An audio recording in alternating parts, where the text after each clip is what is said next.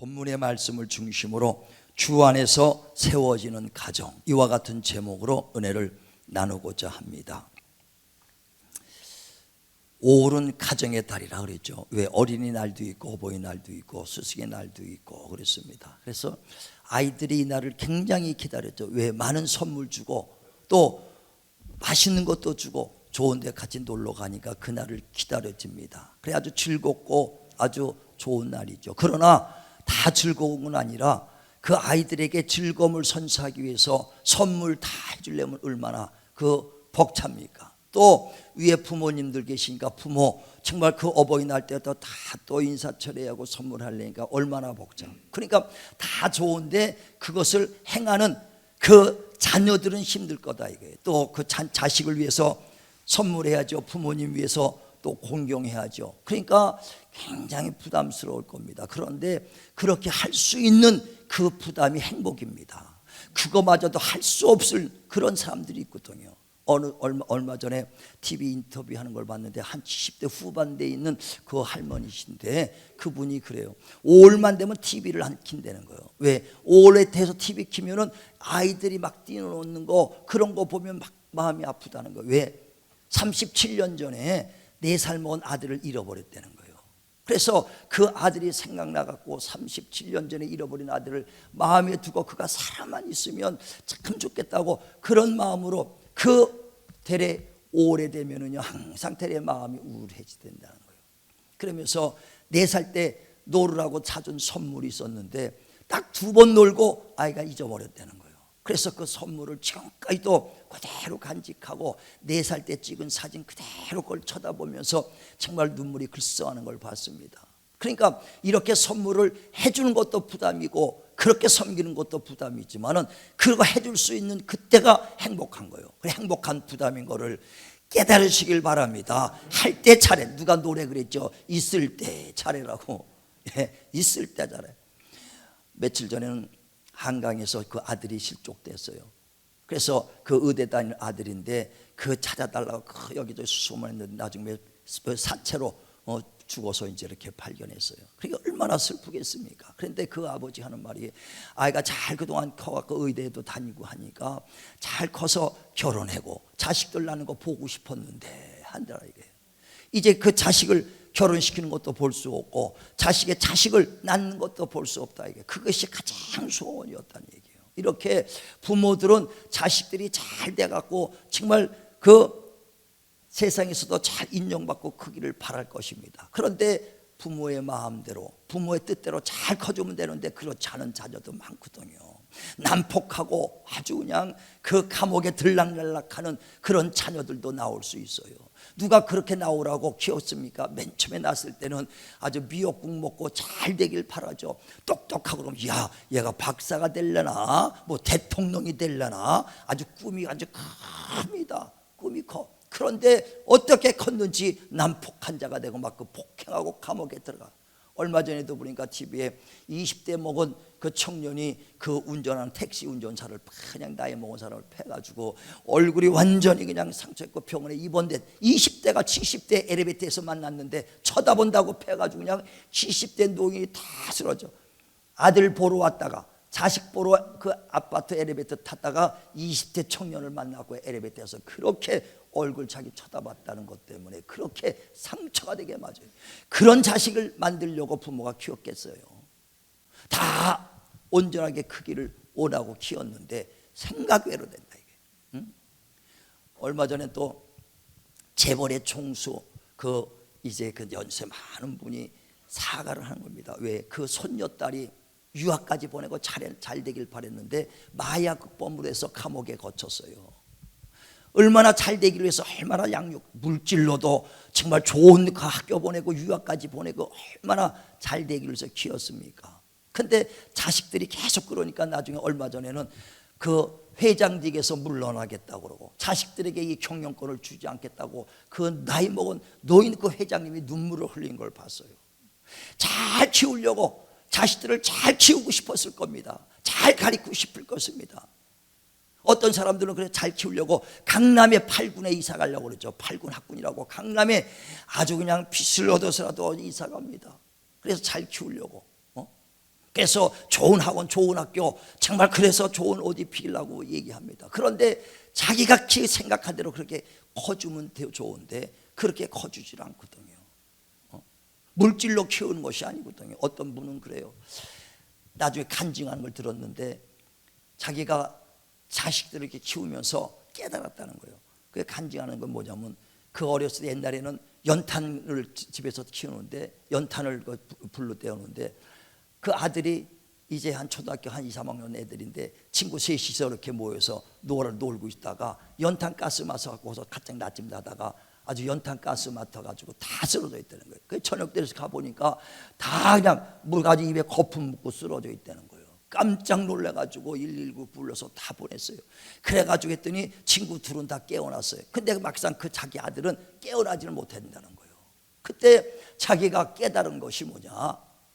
그래 아들을 산소통에 놓고 막 했는데도 깨어나지 않으니까 야 내가 아들을 잘 키우려고 좋은 음식, 좋은 옷, 좋은 학원 보내갖고 잘 키우려고 했지만 생명만큼은 내가 할 수 없구나. 그래서 하나님께 그때 자기가 예수 믿으면서도 정말 하나님이 생명 준다고 말은 했지만 실질적으로 그렇게 내 아들 생명의 주가 되시는 하나님께 간절히 기도한 적은 없었다는 거예요.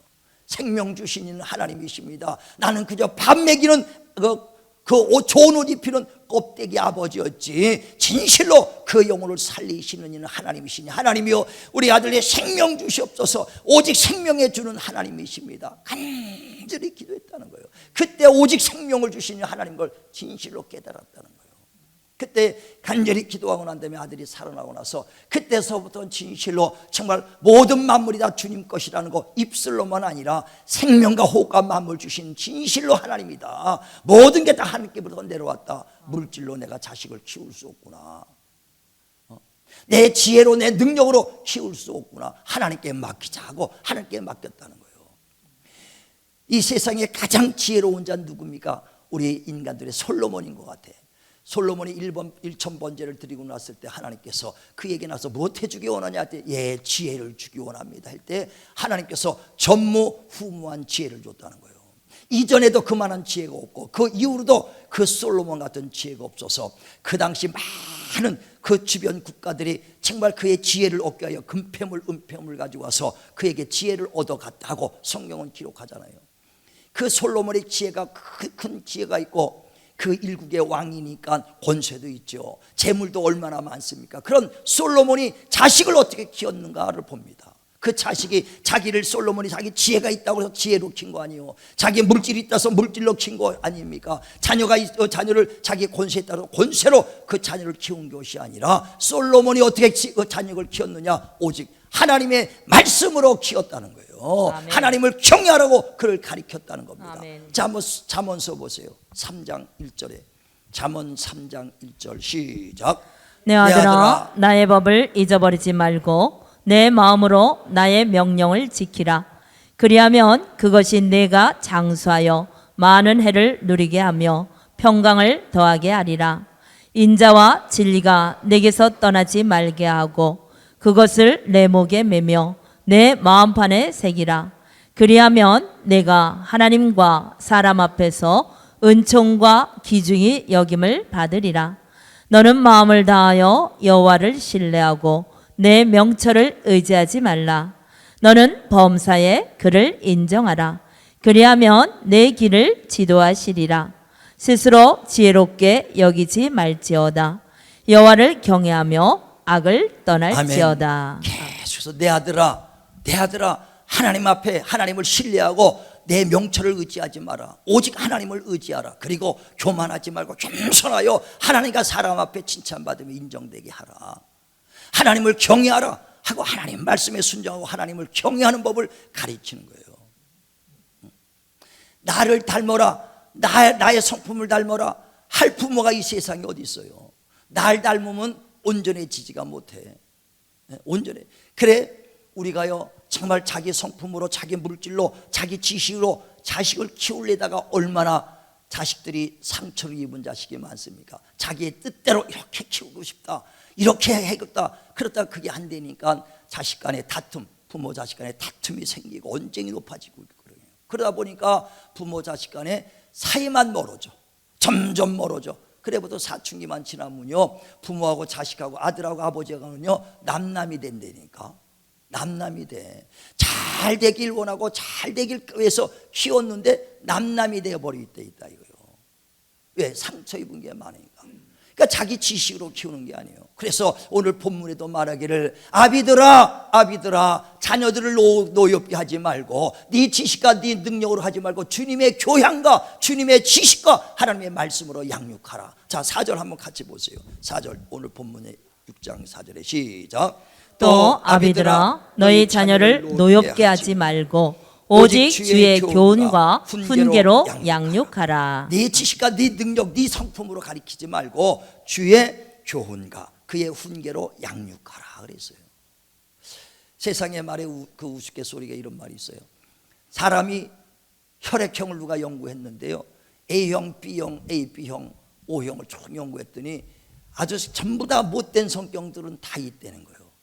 A형이 무슨 생이야? 소세지래요. 소세지 뭐냐? 소심하고 세심하고 지가 뭐라고요? 지랄 같대. B형은 뭐예요? 단무지, 단순하고 무식하고 지랄 같대. 그 다음에 O형은 신문지래요. 신나고 아주 문제 많이 길고 그래 문제 많이 그 신문지 아주 지가 있어 거기도. A병은 뭐냐? 지지지래. 지랄 같고 지랄 같대. 아이고 이거 나가면 안 되는데. 그러니까 사람을 우습게로 하겠지만은 모든 성품으로는요 아주 못된 성품들이 다 있습니다. 각각 보세요. 아주 선한 것 같으면서 어딘가에 못된 성품들이 다 있거든요.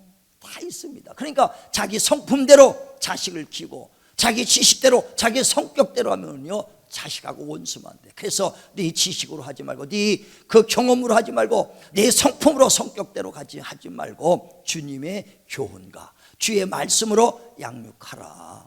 주의 말씀으로 정말 가정을 세우시길 바랍니다. 주님을 경외하라고 그의 자식에게 가르치길 바랍니다. 그래서 오늘 본문에 또 말하기를 너희도 자녀들은 또 부모를 공경하되 주 안에서 주의 말씀을 따라 공경하라는 거예요. 그러니까 가정이 자식도 주님의 말씀을 따라 부모를 공경하고 부모들은 정말 주님의 말씀을 따라 양육하고 주님의 교훈으로 양육하라고 말씀을 한 것입니다.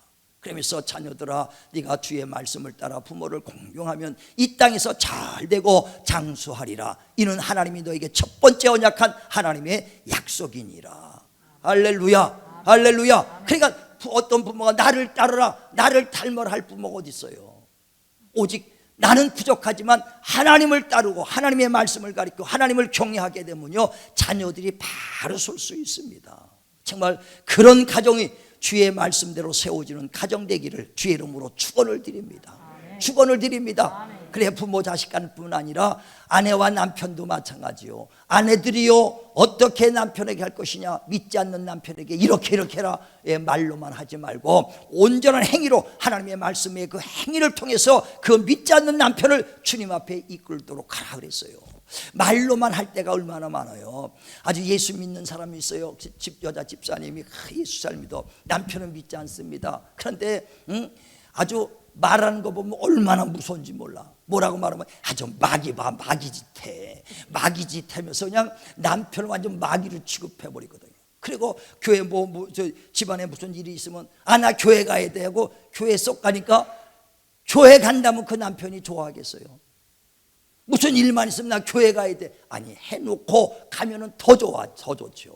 그러니까 아내들이요 믿지 않는 남편들을 위해서 말로만 하지 말고 네 말의 행실로 그 믿지 않는 남편에 대해 믿음을 보이라는 거예요. 자 베드로전서 3장을 보세요. 1절 베드로전서 3장 1절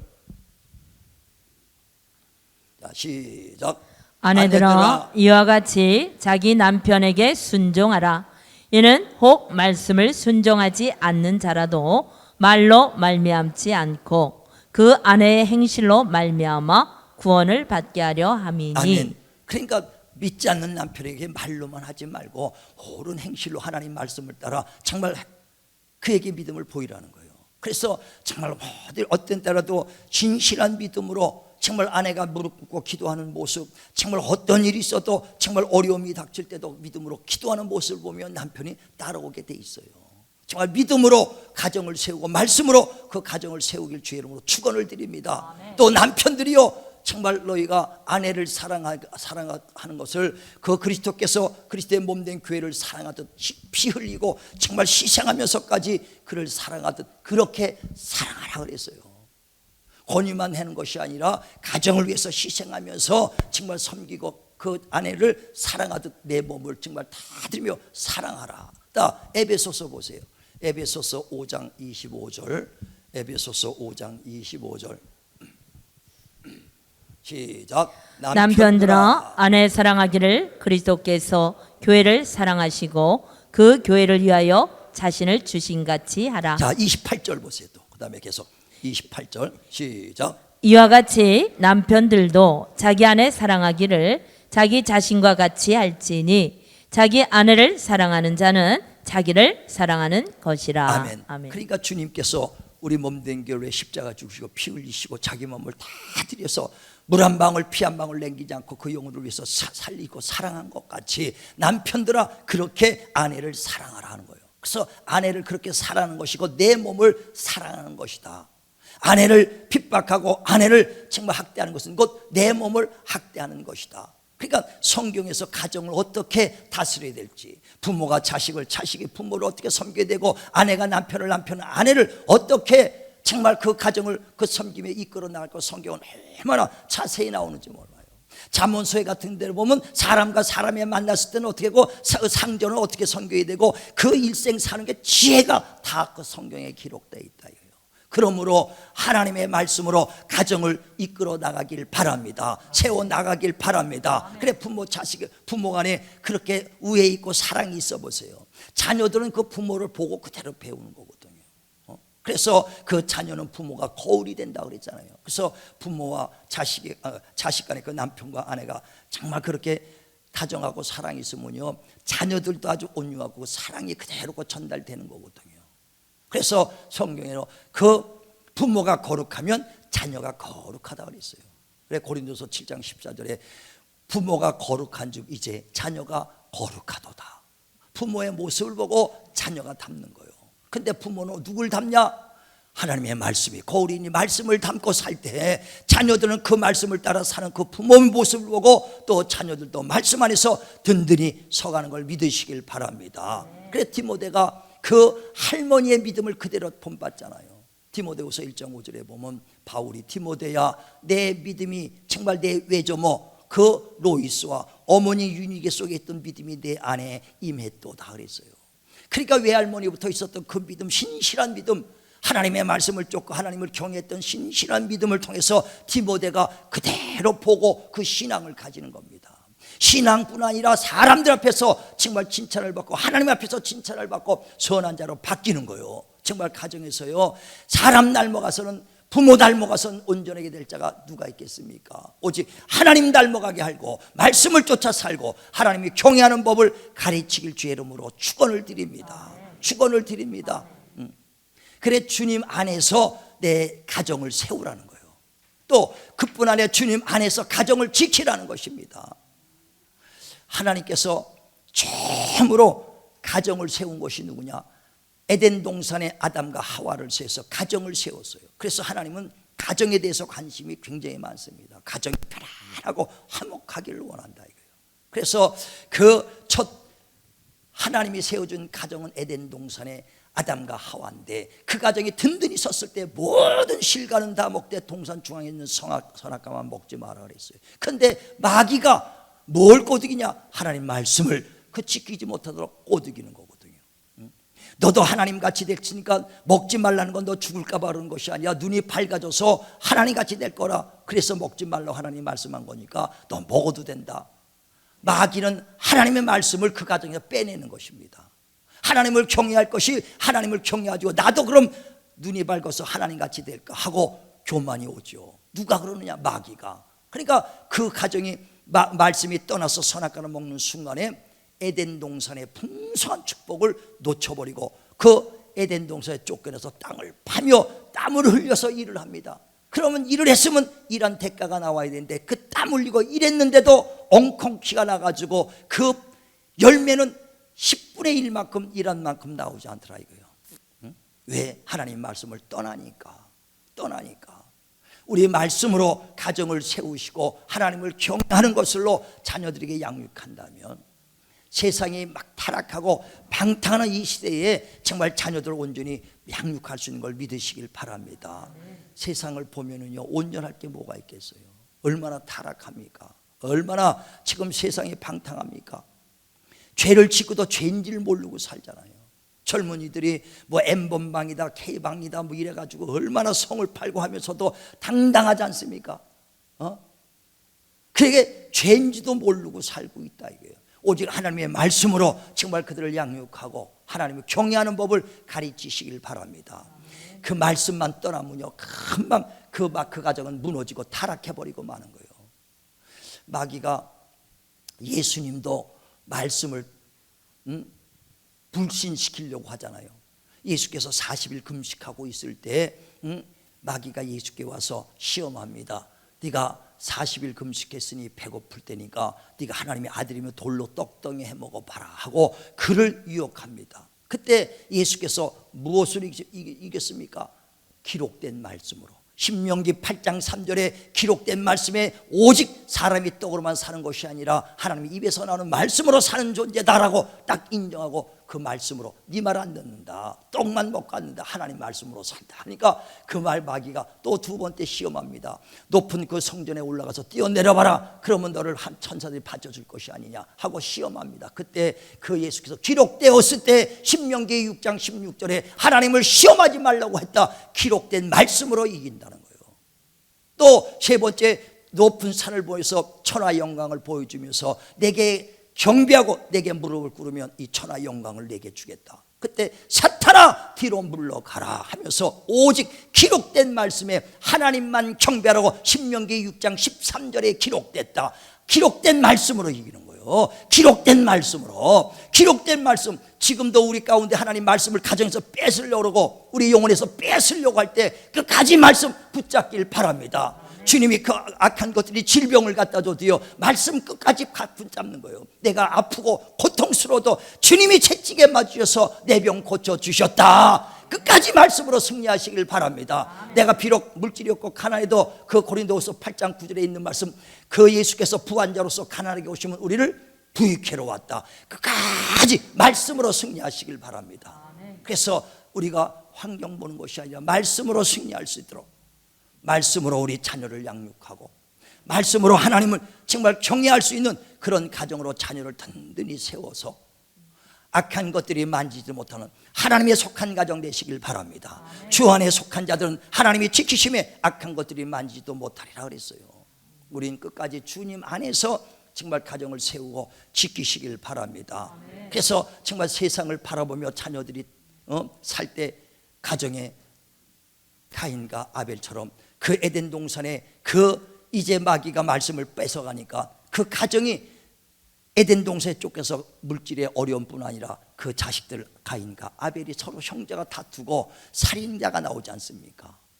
하나님 말씀을 떠나니까 물질뿐 아니라 다툼이 있고요, 서로 싸우며 나중에 살인자가 나오는 것처럼 우리 자녀들도 하나님 말씀을 떠나서 잘 키운다 할지만 난폭해지고 살인자도 나올 수 있는 것이고, 세상 바라보며 세상을 거울 삼아서 교육받으면요 방탕하고 타락할 수밖에 없어요.